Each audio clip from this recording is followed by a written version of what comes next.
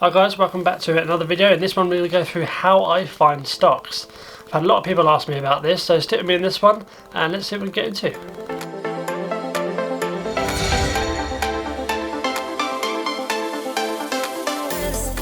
So just before we jump into this video, remember to like this video and subscribe to the channel if you like this type of content. It really does mean a lot to me.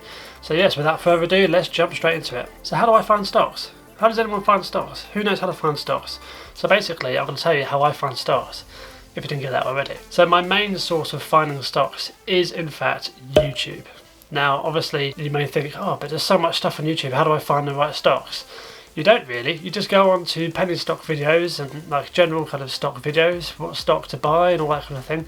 And you just kind of make a judgment, you note them down, you write down the ticker symbols and you go do your research. Now the way I do research is, I've done a video on it before, and it's 5 websites I use to research stocks. And I'll pop a link up here in the top right hand corner for you. So we go through how to use FinViz, which is what I use to look at all the news articles. Yahoo Finance, so you can do some charting basics.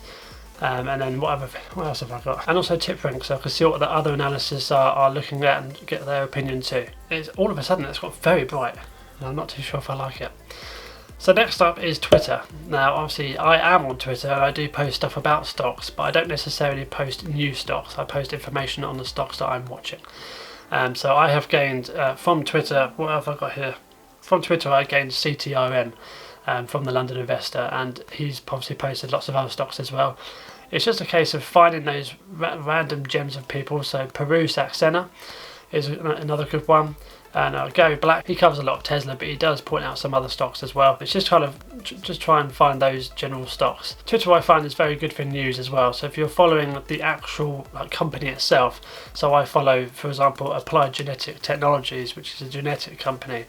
And they post stuff all the time about their kind of press releases and all that. And then you can kind of dive into that article and then you can go on their website and have a look a bit further into that and take on the information however you take information. Another way I find stocks and to keep up on the information from it is Reddit. And that's actually how I found Applied Genetic Technologies. Somebody posted an article about genetics and obviously the stocks relating to that, and that was in there, and I wrote down the ticker and then I did my due diligence through the websites that I used before, like I said, and went from there, and I thought this is a good investment. Looked on TipRanks, all that kind of stuff, and then so I invested my money into it. But as an example, that's the kind of flow chart, shall we say, of that. Reddit is also good for keeping up on news as well. So some Reddit groups or forums or whatever you call it, threads. I think it's threads. You can actually follow the actual stock itself. So I follow a NEO one, I follow a Tesla one, and I follow an Applied Genetic Technologies. I follow basically all my stocks, Palantir, Nano, all that kind of stuff. And it's just people commenting, throwing out information that they found, all that kind of stuff. So it's quite good to look at that too. So next up is StockTwits. That is also how I find some stocks. Now StockTwits you have to take with a bit of a pinch of salt, because there's a lot of people on there just basically shouting. But when they shout out lots of different tickers, and you just kind of note them down. If it's related to a certain industry, that's great, because then you can kind of pin it down to that industry.